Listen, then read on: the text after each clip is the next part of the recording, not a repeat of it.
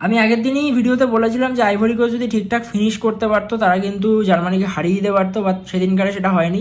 But কালকে কিন্তু Ecuador 2-1 গোলে জার্মানিকে হারিয়ে দিয়েছে।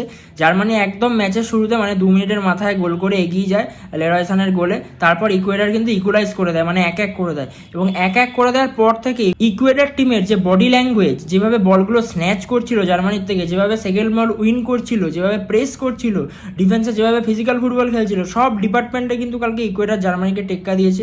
ফার্স্ট হাফটা তো ভালো খেলেছে, বিশেষ করে সেকেন্ড হাফ ইকুয়েডর যেভাবে খেলেছে এবং সেই সুবাদেই কিন্তু একটা সেট পিস থেকে ইকুয়েডর ম্যাচটা 2-1 করে দেয়। যদিও গোলটার ক্ষেত্রে ম্যানুয়েল নয়্যারের গোলকিপিংয়ে কিছুটা প্রশ্ন থাকবে, বাট আমার মনে হয় ইকুয়েডর গোল করতোই এবং ম্যাচটা জিততোই। জেতার পর তারা যেভাবে আবেগপ্রবণ হয়ে পড়েছিল, তাদের সাপোর্টাররা কাঁদছিল, তাদের কোচ যেভাবে সেলিব্রেশন করছিল, মানে একটা ফেয়ারওয়েল উইন বলা যেতে পারে ইকুয়েডরের জন্য।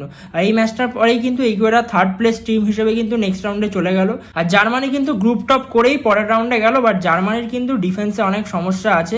এই ডিফেন্স নিয়ে জার্মানি বড় টিমের এগেনস্টে কিরকম কি খেলতে পারবে, যেটা কিন্তু অবশ্যই প্রশ্নের মুখে থাকছে।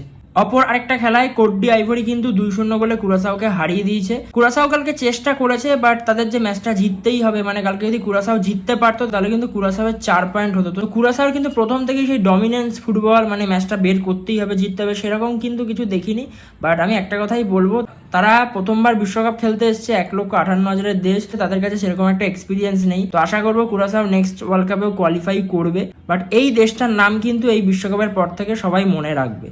কালকে অন্য একটা গ্রুপে জাপানের সাথে সুইডেনের খেলা ছিল। আমি তো রাতে ঘুমালাম না জাপানের খেলা দেখবো বলে, বাট জাপান কিন্তু কালকে একদমই আমার আহামরি মনে হয়নি। ঠিক আছে, কালকে মনে হচ্ছিল কিছুটা ড্রয়ের জন্যই খেলছিল।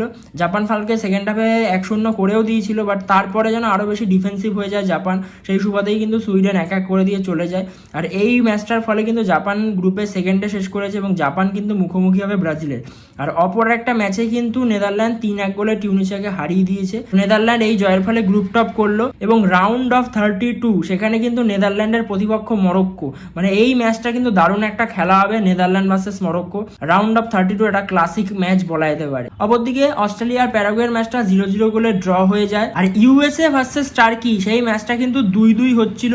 একদম লাস্ট মোমেন্টে গিয়ে কিন্তু টার্কি গোল করে 3-2 করে দেয়।